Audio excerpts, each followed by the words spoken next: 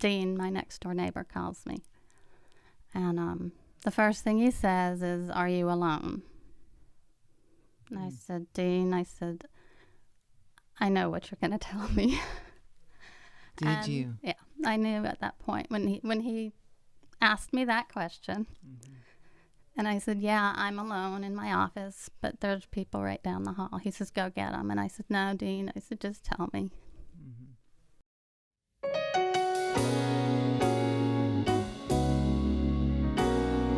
How do you find joy in life's difficult moments? Life is full of challenges, both big and small. Come explore some sticky moments with the women of Reed Memorial and be inspired to find, keep, and share joy in life's journey.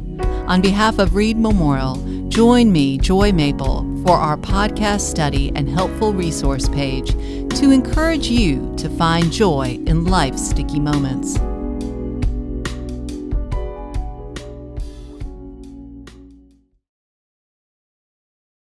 Welcome back to Finding Joy in Life's Sticky Moments. If you're just visiting us for the first time, you might be thinking, what is a sticky moment? Sticky moments can be big things in your life that have just not gone right, or they can be little, just kind of things that didn't go as planned. But how do you handle those sticky moments? Well, the women of Reed Memorial are sharing their stories with us on this podcast. And we also have a resource page and a devotional page on our website, so you can check that out at reedchurchaugusta.org. But I'm so glad that you're with us today in this December as we head into the holiday season. I have a friend with me today, Shawntel Parker. Welcome, Shawntel. We're so glad that you're with us today. Thank you, Joy. Thank you for having me. Of course. Well, tell us a little bit about yourself. Well, I've been a member of Reed since 2001. I have been a deacon in the past, and I'm currently serving as an elder. I grew up in a military family. I'm originally from Maine. Wow. Yeah. So you've lived all over if you're military, right? I have. I graduated high school in Germany. Wow, that's exciting. Yeah. And then I moved to Augusta in 1985, and this has been my home ever since. Wow, what brought you to Augusta in 85? Military family. Oh, so was it like dad's or mom's last stop? It was not their last stop. It was kind of a stop in between, and then when they got their next assignment, I was too old to go. Oh. Plus, I had, connections here, so I stayed here. There you go. So you just kind of fell in love with the Augusta area. So now I consider 85, I'm considering you a native. I call Augusta home. Do you? Yeah. I've loved Augusta. Some people think that's strange, but I've loved Augusta since I got here. Yeah. So it's definitely home. Now, what do you do outside of your work at the church? I'm a big quilter, and I sew. In the last couple of years, I've been doing a lot of volunteering with the Lydia Project, but I've actually stepped back from that for a while. How did you get involved in quilting? Just curious. My mother was a fantastic seamstress. She didn't quilt, but she sewed. She actually made my wedding dress. Wow. But she couldn't teach me how to sew. We just didn't mesh that way. So I actually started teaching myself how to sew when I got married, and then I stumbled upon a local quilt shop who had a fantastic quilting teacher, and that was probably in 2000, and I've been doing it ever since. Wow. So do you have a count of how many quilts you've made? No, I really don't, because when I make them, they're usually for gifts and they're gone. I probably only have 4 or 5 at the house that I've kept. Wow. So. Now, all right, totally segueing. How long does it take you to make a quilt? Well, that can vary because I actually just finished one that I started in 2000. Oh, wow. That's a long time, Shawntel. Yeah. But I've been known to do one in a couple days as well. So It just depends. Gotcha. Yeah. So you're a quilter, you're a volunteer person, and I know that we have had a little history together back in the day. So you have had many different professions, so to speak, right? Yes, very, very different professions, you would say. Yes. So what was the most recent one? The most recent one was a computer scientist. And I would have to say that kind of combined all of my professions into one because it was computer science in the medical field. And how long did you do that? About 20 years, 18 to 20 years. Wow. And so you were officially retired from that? I don't know if you'd say officially because I don't meet the age requirements. Right. No, everybody's like, yes, she retired young. That's awesome. Yes, but no, I'm not doing that any longer. I'm actually back into the teaching mode, but not school. I'm teaching quilting. There you go. Very good. Now, where do you teach quilting? Let's do a little promo here. Most recently, I have been teaching at the Country Barn Quilt Company out in Martinez behind Abilene Baptist Church. Okay. A friend of mine owns that, Elizabeth Patterson. Wow. Well, that's exciting. So if you want to learn how to quilt, you got to go see Shawntel. Tell me the name of it again. It's called Country Barn Quilt Company. The Country Barn Quilt Company. That might be a hobby that I need to. My mama is a quilter and I can sew, but I am not a quilter yet. So maybe you'll find me there sometime soon. So we're here to talk about sticky moments. And have you had a sticky moment that you want to share with us? I have had several sticky moments. I think most have, right? Yes. But yes, the most recent sticky moment happened almost 5 years ago. It was March 17th, 2017. I couldn't find my husband for 2 days. I was working out of town in Charleston. I had been doing that for 4 years at the time. So before you tell us about the sticky moment when you couldn't locate your husband, tell us a little bit about your husband and your marriage and how long you've been married and all that good stuff at this point. Okay. I met Matt here in Augusta through some mutual friends. He was here also. He was not a native. He was from Ohio originally, but then his family moved to Charlotte. And he was a meteorologist. Let's see, we met in 90, but didn't even start dating until 91. We met in October, and I didn't hear from him again until February of 91. What? What was Matt thinking? Well, we both had to tie up some loose ends that were going on. Okay, loose ends. I like how she calls it loose ends. Okay. Yeah. Tying up those loose ends. Yeah. So then we started dating in March of 91, and dated ever since. You know, we didn't have that story where we broke up and got back together. It was always we were together. And when did you get married? We got married in March of 94. 94. Okay. So you were married a long time. Okay. So you were working out of town and you have these 2 days where you can't get in touch with your husband. What was going through your mind and what was happening at that point? Well, it was a strange situation. He was working on a grant, and I'm sure you're familiar with grants. Oh, sure. When you're on a deadline, you're totally focused on the grant. So for the first day, I was like, it's okay. He's just totally focused on the grant. We don't talk every day that I'm gone. We text. I'm just going to give him some leeway. And then it got to be okay. And I even called a friend and I said, should I be really angry or should I start getting worried? So when I was texting him at 5 o'clock in the morning and not getting a response on the 17th of March, then I started getting really worried. I bet. So you're like, should I be mad? Your first thoughts are like, what's he doing? You know, neglecting me, you know, and then you're also kind of going, okay, he's got a deadline. We all have things going on. So your mind's trying to rationalize this. And then all of a sudden you're trying to connect with him and all of a sudden it seems not like something's not kosher. What transpires then?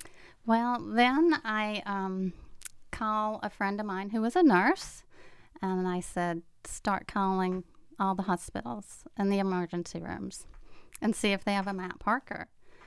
Because the funny thing was that his phone was going straight to voicemail. And that didn't usually happen. So does that mean your phone is dead, doesn't it? Or did the charge go? It means it's turned off. Okay. Or it's dead. I got you. And when he's home, it's turned on, you know. Right. So, yeah, it was very strange. So I had her do that. And then I'm very close with his boss, or I was at the time, and I knew their phone numbers, but I couldn't seem to find it, of course. You know, it's 7 o'clock in the morning. I'm trying to get ready to go to work and pack my car because it was a Friday, and I came home on Fridays. Oh. So I couldn't find his boss's phone number, so I called a friend of mine who actually happened to live right behind Matt's boss. Oh, wow. And I was like, look, can you give me his number? And she was like, she worked with me at my former job. And she goes, I have a subject. I can't. And I was like, I don't care what you're doing. Give me this phone number. I can't find Matt. And she was like, oh. And so she texted me the number. And so I called his boss. And Matt did not share an office with his other colleagues. He was in a totally separate building. Okay. And his boss was like, no, I haven't seen him since whenever it was. I think it was Wednesday. And he says, I just assumed he was working on the grant. You're like, that grant. So I was like, okay. And he was like, call me and let me know what's going on.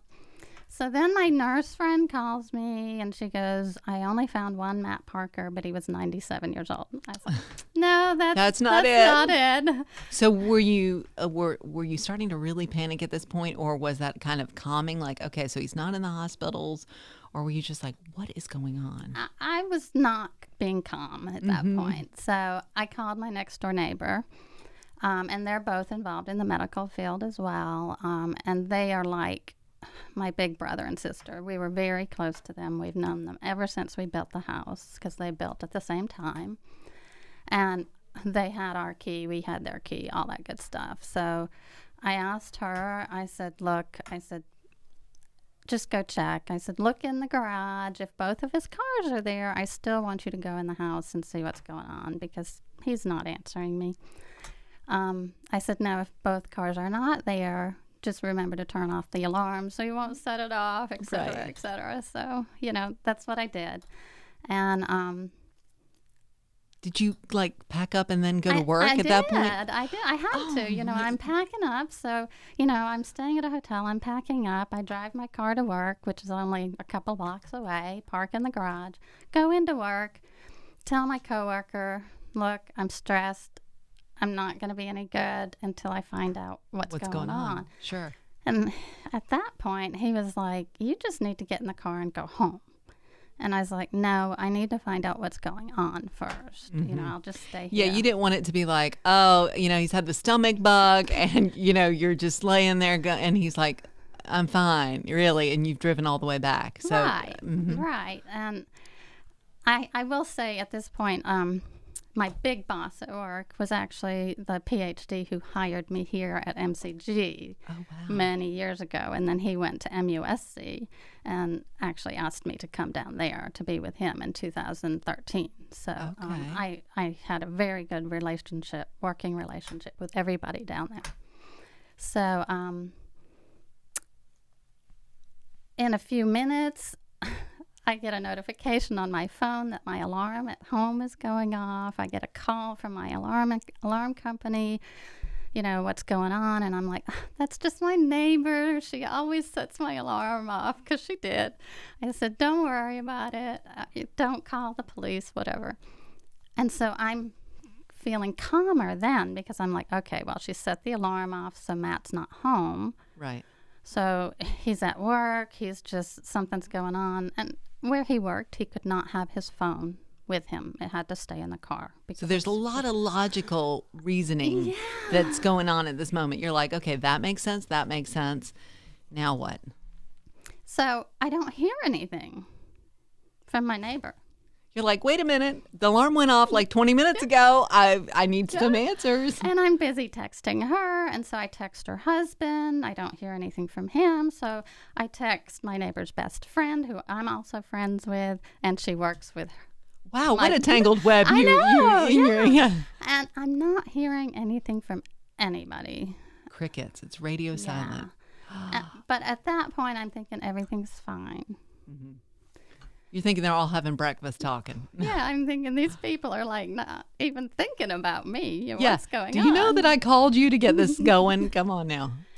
So then at a few minutes after 9, Dean, my next door neighbor, calls me. And the first thing he says is, "Are you alone?" And I said, "Dean," I said, "I know what you're going to tell me." Did you? Yeah, I knew at that point when he asked me that question. And I said, "Yeah, I'm alone in my office, but there's people right down the hall." He says, "Go get them." And I said, "No, Dean." I said, "Just tell me."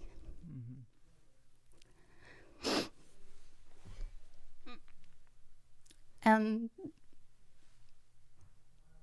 that's when he said that he couldn't believe that he had to tell me that Matt was dead. And those were the hardest words you could ever hear. As soon as he told me that, I screamed and hit the floor. And the world kind of stopped, didn't it? Oh, it totally stopped. I couldn't believe it because Matt was the healthiest person I ever knew. You too are like two fit fiddles. I mean, at church I would see you all and you would never think, "Oh, yeah, he better watch out. He needs to get exercising or cut back on the, sweets or something, He didn't even take an aspirin for a headache. He never got a headache. Wow. Nothing. He was on no medication. I took a handful of medication every day. He was on nothing. He didn't eat fast food, nothing. I mean, wow. Yeah. So he was a picture of health, and your neighbors found him, obviously. Yeah, in bed. And so he had a massive heart attack? He did. The coroner determined it. We didn't have to do an autopsy because there are certain signs, they call it something like a cardiac collar, that you can see if it's a massive heart attack or a widowmaker. Right. Is a common word for it. So how old was Matt at this point? 53. Wow, that's really young. Yeah. And it was 2 days before our 23rd anniversary. Oh, wow. Oh, my goodness. Man. Yeah. So after those moments when you're sitting there and you've just heard this life-altering news, what did you do? Like, how did you pick yourself up from that moment and get home, and what were you thinking? Well, my boss was not about to let me drive. Good, smart boss. Thank you. 3 hours away. So he had one of my coworkers. He was going to drive me, and the coworker was going to follow behind and take him back to Augusta. But it just happened that a friend of mine from Augusta came with a friend to get me. And it took a little longer that way, but at least I was with somebody you're close to. Right. And so got me back, which it actually turned out better that I did not get in the car and go home when my coworker told me to, because they wouldn't have told me if I had been driving home. They wouldn't have told me until I got home. Right. So I got home that afternoon, and I walked into a house, not really knowing what to expect. But I walked home to my neighbors being there, and then the best friend of my neighbor that I told you about. And I was just really concerned because I knew he had passed away in our bed. And I was thinking, I'm never going to be able to sleep in that bed again. And when I walked in there, my neighbors had totally stripped my bed and put new sheets and everything on it. And the very first thing I did was I walked into my bed and just walked into my room and just laid across my bed. Oh. Kind of as a way to feel close, too. Yeah. And then I noticed that the coroner had left his wedding ring on my nightstand. Oh, wow. Yeah. And I wear it on a chain. I don't wear my own wedding rings anymore, but I wear his wedding ring every single day. Wow. So, and then a couple hours later, my house is full of people. And Matt and I were kind of loners, because our family does not live here. And we kind of handled everything just between the two of us. Sure. So that was difficult for me to be inundated with all those Overwhelming people. is the Yes. word. Yes. Yes. Yes. Yes. And you're you're in shock, I'm sure, and processing this terrible news. And everybody who loves you and wants to help you is there. And you're like, okay, give me some space, Right. Right. So what happens then? Well, I have to credit Matt's parents for this because they actually have everything planned out for their end of life. And they are not shy of talking about it. And Right. they talk to Matt and I about it a lot. This is what we want done. We've paid for this. And Matt and I actually talked about it a lot, what we wanted. Which is a great thing. It was. Because it's a hard thing to do in those moments when you're in shock and there's grief and you're trying to make these decisions, to have that already been decided and to Right. know what his wishes are. It's really helpful. And not only that, but insurance, life insurance, all of that. It was all in order. I knew where to go to look for it. I knew what to do. It was almost like I had a checklist. And I have to have a checklist. I am a list person. I'm a list maker. And I mean, it was all there. So I knew what to do. I had something to work with. Sometimes Matt would frustrate me beyond belief because he was always this. But I was so thankful. And honestly, he was a procrastinator when it came to income tax. He would be doing it the weekend it was due. And for some reason, 2017 taxes had already been done and were already in our checking and savings account that year. Oh, wow. I mean, That's crazy. Yeah. yeah. Yeah. God works in mysterious ways. I mean, right? I didn't have to deal with it, and this was a month before taxes were due. You're like, this is not the husband I know. Yeah.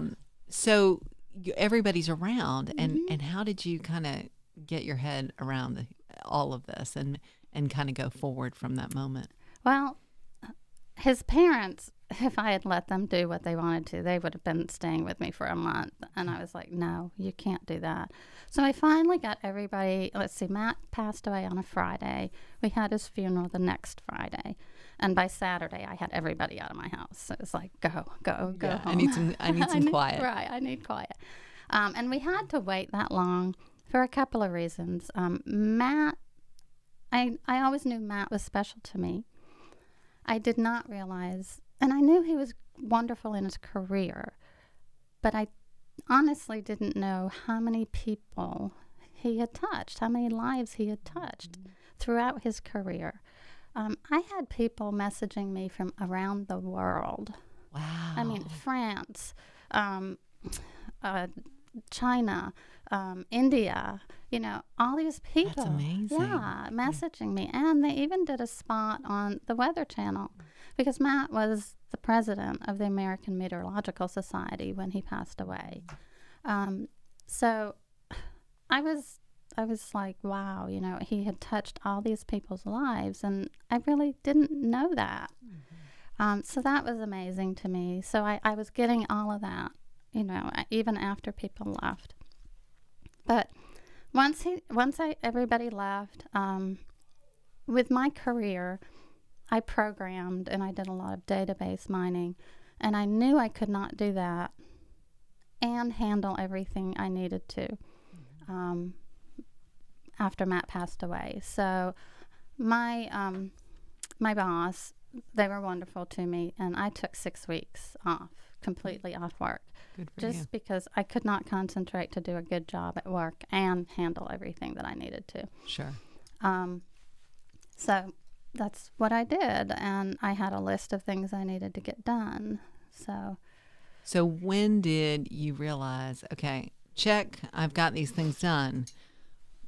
What about the loss and the grieving and that whole process? And when did it hit you instantly, or did it hit you in waves? How did your journey go in that? Well, all through my adult life, I've struggled with depression and anxiety, and so that was just a perfect storm. Sure. And I could have easily and I wanted to many times, just stay in bed and pull the covers over my head. But Matt was my rock. And honestly, and I've said this many times, I lost my better half that day. Oh. And I knew if I did that, I knew if I stayed in bed and pulled the covers over my head, I would be such a disappointment to him. And so that is really what pushed me get up every day, get in that shower every day, because I could have easily not done that. And then get out of the house. I don't care if it's to walk to the mailbox. Get out of that house every single day. Gotcha. So I did that. And I kept a list of things I needed to do. And I promised myself I would mark one thing off that list every single day. And that really helped me. Because Matt did things that were difficult that I didn't like to do. Sure. We all push things off on other folks. Right. When it's their gift and maybe not your own. Call the insurance company, do this, do that. I don't like doing all that. So it was like things that I was afraid of, Sure. And I was having to face these things that I was afraid of. But I could do it.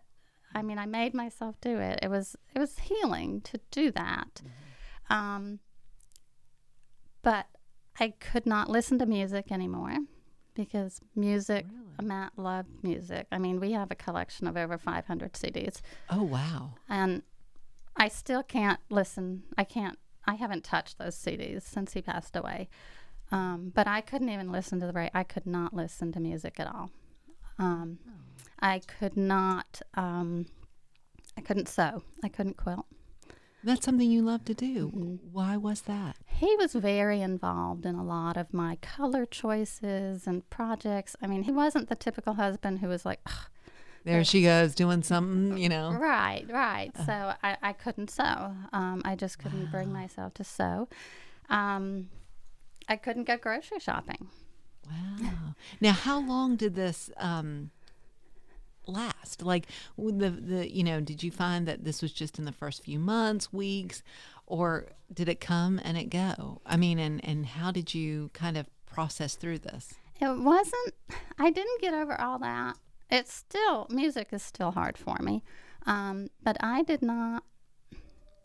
HelloFresh was my best friend. You're like, all the meals in the boxes, get them all. Exactly. Let's try them all. And I did not really start sewing again until middle 2018. And what inspired you to sew again? I took over his collection room because he collected antique beer cans, and I actually had to get rid of all of those. I had to liquidate those, and when I did that, I took over his room. And so now when I sew, I'm in that room, and I can actually, it's like a part of him is there. Yes. Yeah. You feel closer to him because you're in that room. Yeah. But I didn't really start feeling, I wouldn't say normal. I didn't really start feeling happy, or I don't know what the word for it, but until August of 2017. So that's 5 months later. Mm-hmm. And it came about, the rocks and stuff that we get during Advent. Right. Okay.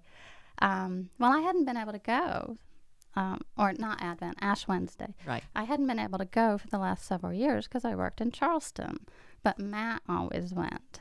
And I had moved all his rocks onto my dresser.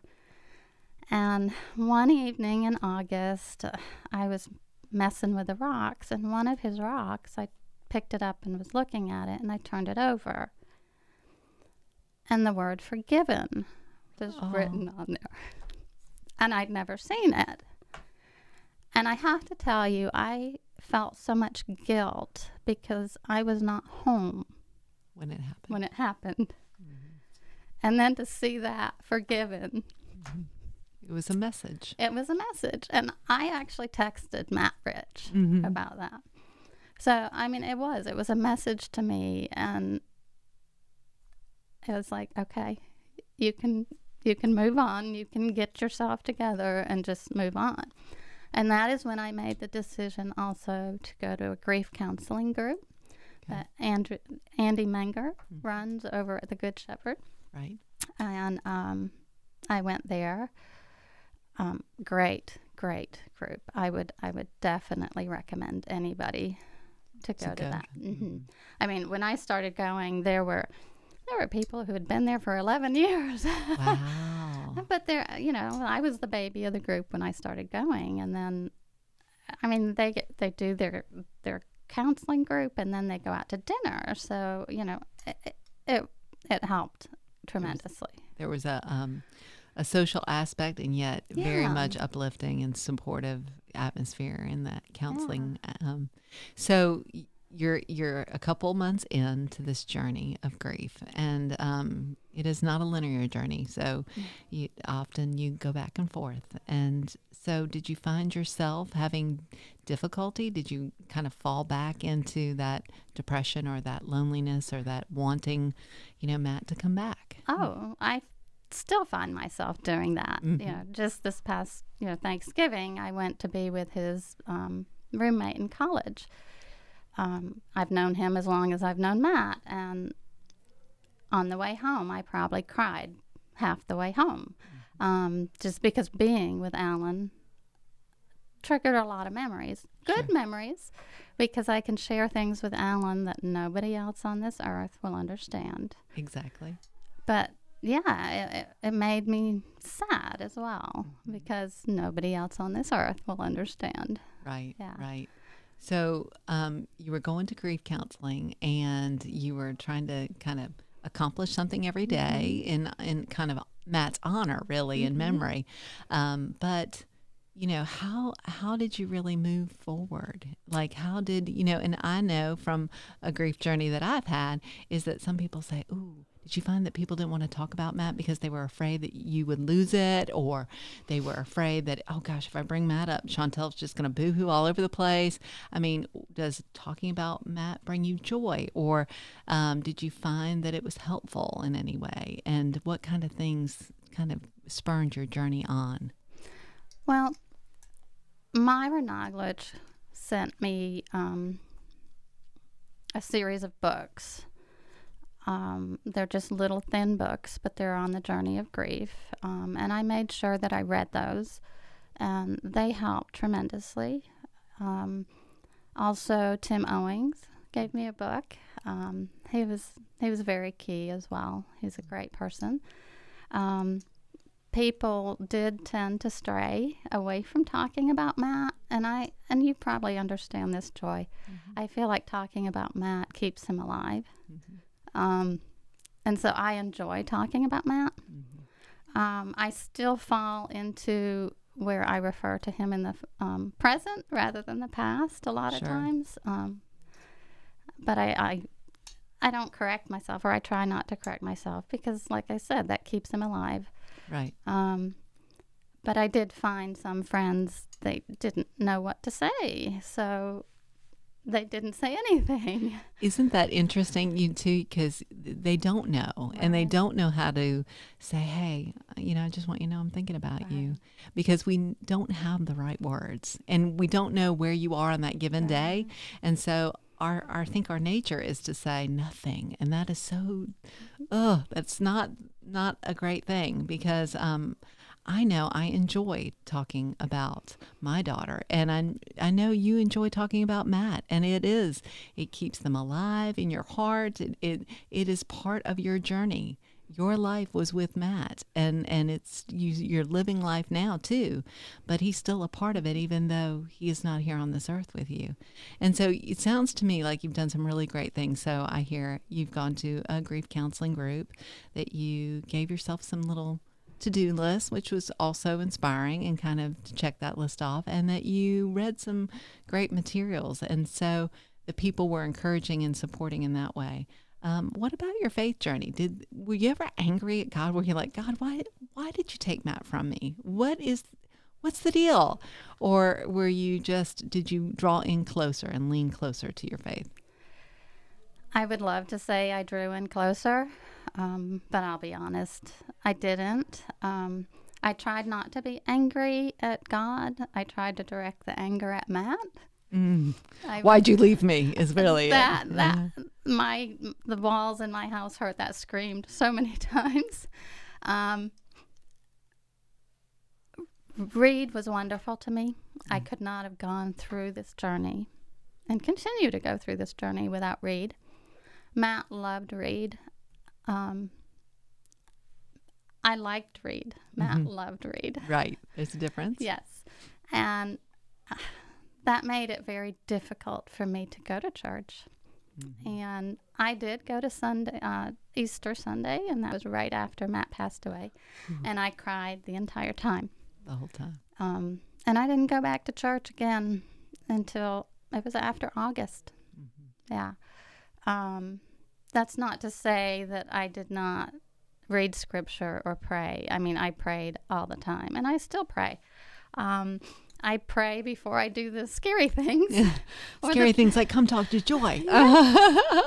Or call the insurance company. Yeah. You know, I mean, a lot of my prayer, though, is not formal prayer. It's more a constant conversation. Great. Yeah. So, no, I don't think I drew closer. I think I did draw farther away for a long time. Do you know what brought you back or what pulls you closer? I have to credit the people that read because, like, the O'Briens, Joanne writes me a card every single year on Matt's birthday. And on the anniversary of his death. So I get a card from Joanne and Cecil. They were very close. They loved Matt. Well, everybody loved Matt. But anyway. And that makes it difficult sometimes too. But it's that support and that It family is. that It's you that- had right, that kind of right. said, when you're ready, we're here and we're Exactly. thinking about you and we love you. And when you're ready, it's okay that you're not here right now. I mean, in a roundabout way, I think that's what everybody was trying to say. you Yeah, know? they were not calling me up constantly saying, you've got to get back in church, or they weren't emailing me saying, you've got to come back to. They were not doing that.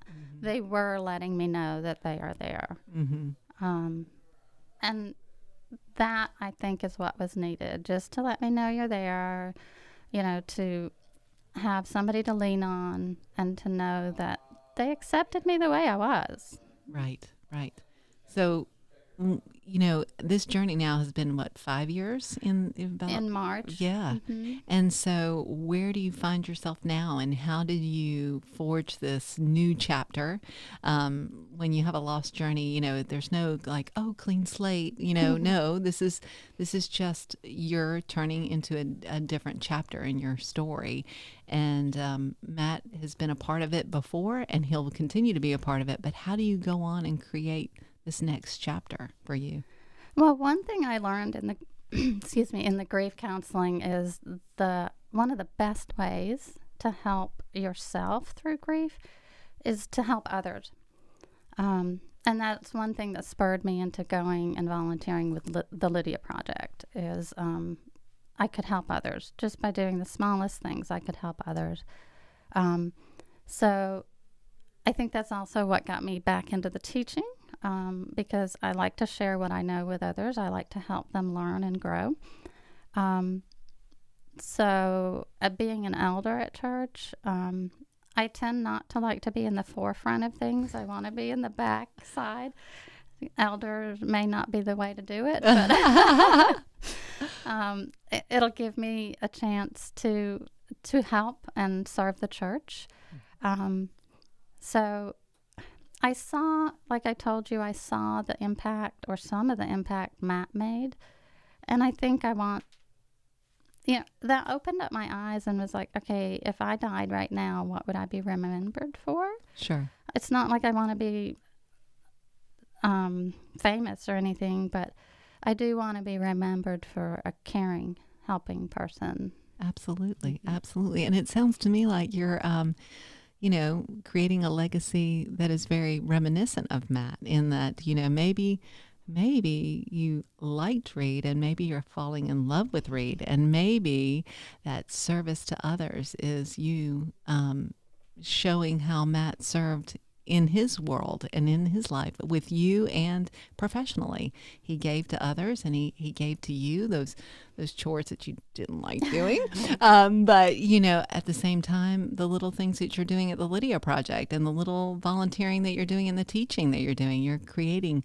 And how cool is it that you're teaching quilting, something that he was a part of with you that you all enjoyed, and he kind of gave his input, and here you are giving input to other people and teaching them, and that's really cool too. So now, going forward with grief, it is a lifelong journey. I'm sure they stress that, with you. So what would be your words of encouragement for folks to find joy in this journey after loss? Well, the first thing I would say is don't be afraid to ask for help. Mm-hmm. And don't be afraid to not be okay. It's perfectly, I know that's so cliche, but it's perfectly fine to not be okay.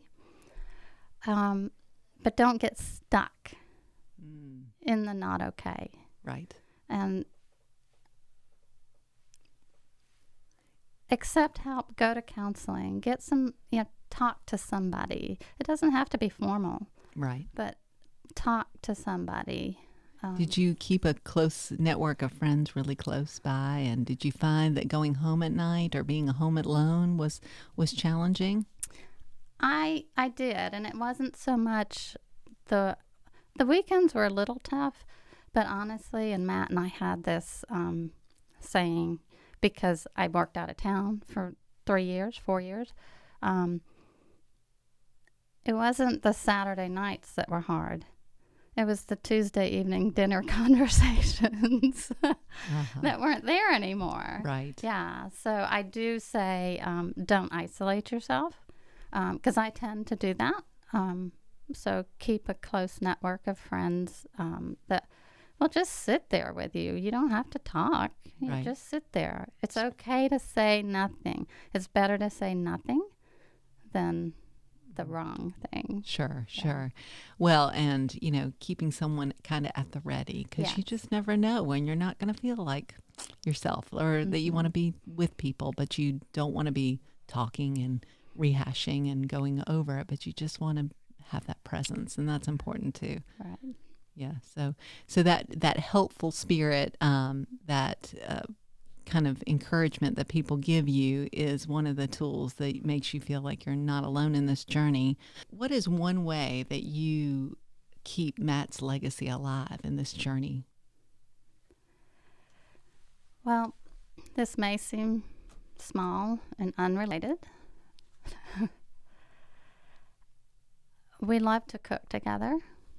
Oftentimes, we would just take an evening. A lot of times it was on a weekend, and we would cook together, or he would cook and I'd sit there and talk to him, or I would cook and he'd sit there and talk to me.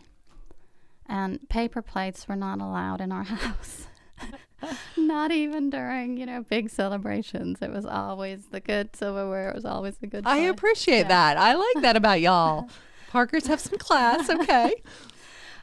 Solo cups were allowed because you could write your name on them. Oh, yeah. We don't want to be washing too many Right. cups. But so that's one thing I do every day for dinner is I do fix my dinner and put it on a real nice plate, even nicer than I use my nice plates now. Great. I don't keep them for a special day. I use nice things now. And that's an everyday occurrence. And I sit down at the kitchen table to eat because that's something we did. Mm-hmm. And I promised myself when he passed away that I would not go buy a stack of paper plates. Eat a PB&J on the paper plate. No. Exactly. If Shawntell's having PB&J, she's having it on China. That's all right. I'm saying. Yeah. I love that. I love that because that is a way, and it kind of says to me, because you are very young, and Matt was very young, and we never know in this world we're only given today, and we're not given tomorrow. And so why not use the fine china? Right. And what a great way to kind of always keep him in your mind by the things that you enjoyed, which was cooking and probably, talking over those meals and that kind of thing. So that's really a neat little tribute to Matt every night that you do. Yeah. And we both love dishes. I mean, we would just go and buy a new set of dishes just because we liked them. What now? Are you like, what was that movie? Is it Sleepless in Seattle, where Meg Ryan's picking at her china and they're like, oh, 10 because 12 is too much and 8 is too few, whatever. You and Matt are like that. They were shopping for china. Perfect match, right? So going forward, you were very young, like I said a second ago. How do you envision the next chapters to go? And what do you hope for yourself? And what do you think Matt would hope for you? That's kind of funny because 2 weeks before he passed away, we had a conversation. And he was like, well, if I get hit by a bus, if something happens to me, I want you to go find somebody else. You need to find somebody else. And I just laughed at him. I was like, no. Yeah, right. I was like, I am a one and done girl. But of course, I turned it on to him and I said, no, you will have to find somebody else. You've got to have, you won't be single long. You've got to go find somebody else. So his mother spoiled me rotten because she raised him up right. He did laundry. He cooked. He cleaned. I mean, I don't know. I need to talk to her. Yeah, Let's see. Yeah. So, Does he have a brother? Come on now. He actually has 2, but they're married. They're all taken. Darn. So, as far as me in the future, going through this journey has taught me that, it has given me patience. If it's not given me anything else, it has given me patience, something that I did not have before. I have learned patience. I've learned that I'm stronger than I thought I could be. You have to be. Right. So I know that I can do things that I'm afraid or was afraid of doing. I can step out of my comfort zone. And I just hope that I can be the type of person, not only that Matt would envision me, but I want to live up to the type of person that God has in mind for me. Right. And I think being an elder of the church, especially during this time, getting a new pastor, going through interims before we get a new pastor. Going through a pandemic. Which honestly, to me, it wasn't as hard and trying as on other people because I do tend to be an introvert. I can't imagine what it was like for somebody who wants to be out and about all the time. But I want to be that person who can help shape and nurture. And I want to be known as somebody who can be reliable. Mm-hmm. So... Well, that's wonderful. That's awesome. And I think that listening to your journey, what I hear that as difficult as loss and grief is, and it is super challenging, that you've learned that whether it's by inspiration of Matt or the Holy Spirit or your friends or the angels here on this earth, that you have kind of conquered some fears and, will never, ever diminish the time that you had and the joy that you experienced in your marriage with Matt, but that you are open to the possibilities of a bright future too, with his memory always in your heart and always ever present. And that is really something to just be so proud of and so wonderful. And I am so glad that you shared your journey with us today. And thank you so much. Well, thank you for having me. It was very nice to be here. For those of you that may be entering this holiday season with a sense of apprehension, loss, or grief, we would like to invite you to a special service geared just for you on Wednesday, December 15th at 6:30 p.m. in Reed Memorial Sanctuary. This special Blue Christmas service addresses those who may feel melancholy, need some time for reflection, and a reminder of the hope that comes through Jesus at Christmas. Join us every second and fourth Wednesday of the month on Apple, Spotify, YouTube, and our website, readchurchaugusta.org.